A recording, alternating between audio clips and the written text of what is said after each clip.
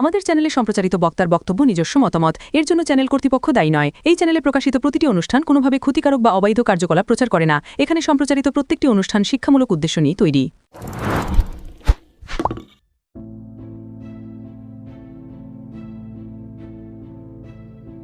হুগলির দাঁতপুরে শুরু বিশ্ব ইজতেমা।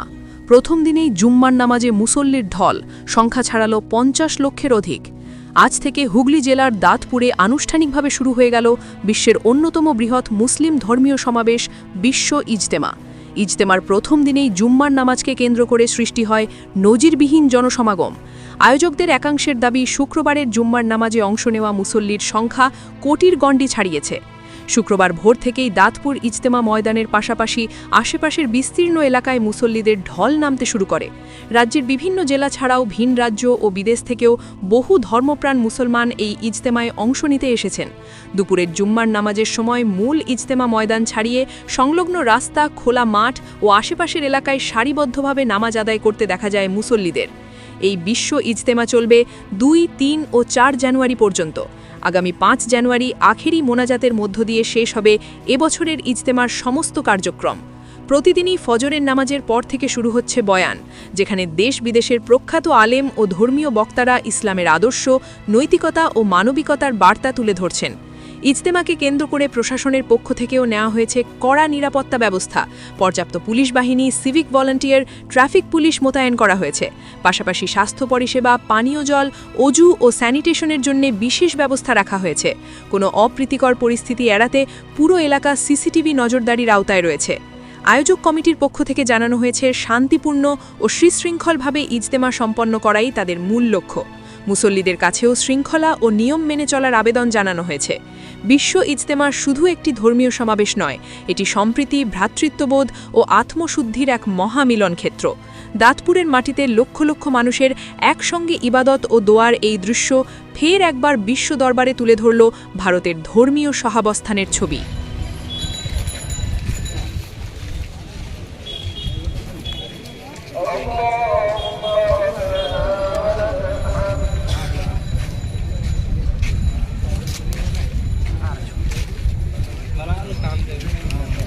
भाई नमाज पढ़ने वाला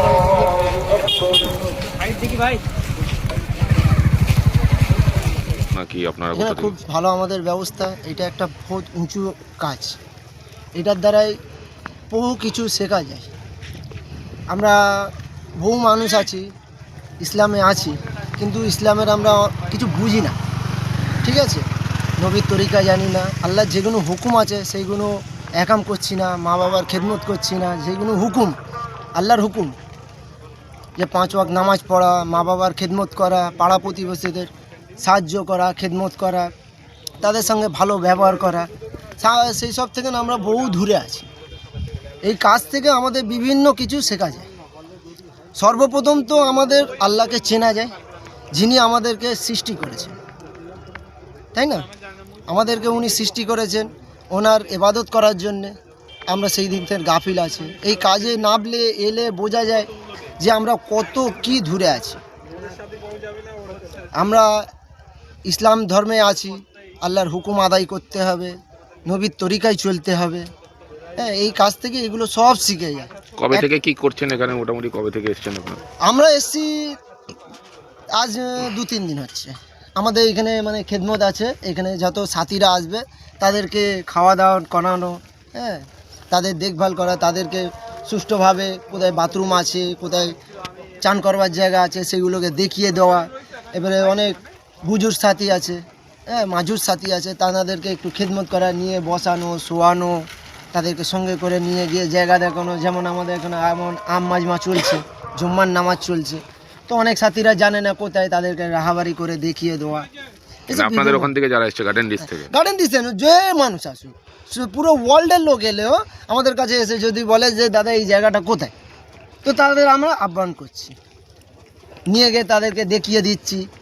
হ্যাঁ, যে দাদা এখানে আমরা অমুক জায়গা থেকে এসেছি, ধরুন নদিয়া থেকে এসেছি, তো আমাদের নদিয়ার এইখানে কোথায় আছে, আমরা নদিয়ার এটা খুঁজে পাচ্ছি না, তো আমরা তাদের সহযোগিতা করছি যে অমুক জায়গা আপনাদের আছে, তো ওনারা ওইখানে যাচ্ছেন, তাদেরকে রাহাবারি করে দেখিয়ে দেওয়া। বহু বছর পর তো আবার, হ্যাঁ, ৩০-৩২ বছর পর আমাদের বাংলায় হচ্ছে।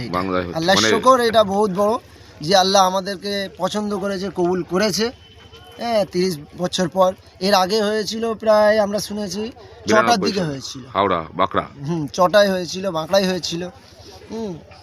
কিরকম ব্যবস্থাপনা, কিরকম রাজ্য বা জেলা প্রশাসন কিরকম হ্যাঁ, ব্যবস্থা সব করছে? ভালো ব্যবস্থা করছে, সব সহযোগিতা ভালো করছে, প্রশাসনও ভালো সহযোগিতা করছে, রাস্তাঘাট পরিষ্কার রাখছে, যানবাহনের জন্য সুবিধা করেছে। হ্যাঁ, যানবাহন জ্যাম ট্যাম হতে দিচ্ছে না। বহু দূর থেকে সাথীরা আমাদের কষ্ট করে আসছে, যেমন 2-3 কিলোমিটার আগেই গাড়ি বন্ধ করে দিয়েছে সব। ওইখান থেকে মানুষরা মুজাহিদা করে কষ্ট করে হেঁটে হেঁটে আসছে, এসে নামাজ পড়ছে, এখানে দেখভাল করছে, এখানে মাঝে এত মানুষের ল্যাট্রিন টয়লেটের ব্যবস্থা করা, এগুলো সব কি আপনারা নিজেরাই? হ্যাঁ হ্যাঁ হ্যাঁ হ্যাঁ হ্যাঁ, এটা আমাদের নিজেদের সবাই। কেউ কেউ নিজেরা আছে, যেমন আমাদের ওইখান থেকে মসজিদ থেকে যেগুলো আছে ওইখানে আমাদের কালেকশন হয়েছে। আমরা কারোর দরজায় দরজায় গিয়ে বলি না যে ভাই এমনি হচ্ছে, আপনি কিছু দিন, আমরা কিছু। আমাদের এটা বলে দেওয়া যে আমাদের অনুষ্ঠান। আবার অনুষ্ঠান শেষ যখন হবে, এবারে এই মাটি খোঁড়া যে হয়েছে সব ঠিক হয়ে যাবে? হ্যাঁ, সব যেমন কি তেমন পরিষ্কার করে দেওয়া যায়। এইটার দ্বারাই মানুষকে কষ্ট না হয়। আমরা এটা একটা কাজ করছি, সুষ্ঠু কাজ, ভালো কাজ। হ্যাঁ, এইটা নোংরা করে দিয়ে আমরা চলে গেলাম, কাজ হয়ে গেল, যেহেতু আমরা ফেলে দিয়ে হয়তো চলে গেলাম, তো এটাতে কি আমাদের খারাপ হবে। লোক বলবে এদের কাজটা ভালো নেই, এরা আসে পরিষ্কার জায়গা নেই, নোংরা করেছে। একদম। কি নাম দাদা আপনার? আমার নাম সাবির আলী সরকার। কোথা থেকে বলছেন? আমরা গার্ডেন ডিজ এসেছি, কলকাতায় গার্ডেন ডিজ মিডিয়া পুরুষ। সকাল থেকে লাখ লাখ লোক যাচ্ছে, এর আগেও প্রচুর মানুষ গেছে। আমরা আজকে 10 দিন ওখানে পড়ে আছি। প্রশাসন সব রকম বন্দোবস্ত করেছে, আমাদের ডিএম থেকে এসপি থেকে সিপি থেকে শুরু করে সবাই এখানে আছে। থানার ওসিরা আছে, দাঁতপুর থানার ওসি, থানার ওসি, সিআই, ডিএসপি, সব প্রশাসনের কর্মকর্তারা আছে। সব অ্যারেঞ্জমেন্ট খুব সুন্দর হয়েছে, মানুষ খুব খুশি। এবং ইস্তামাটা 5 তারিখে আরও ভিড় হবে। 5 তারিখে আমাদের আইডিয়া প্রায় 1 কোটির কাছাকাছি যাবে।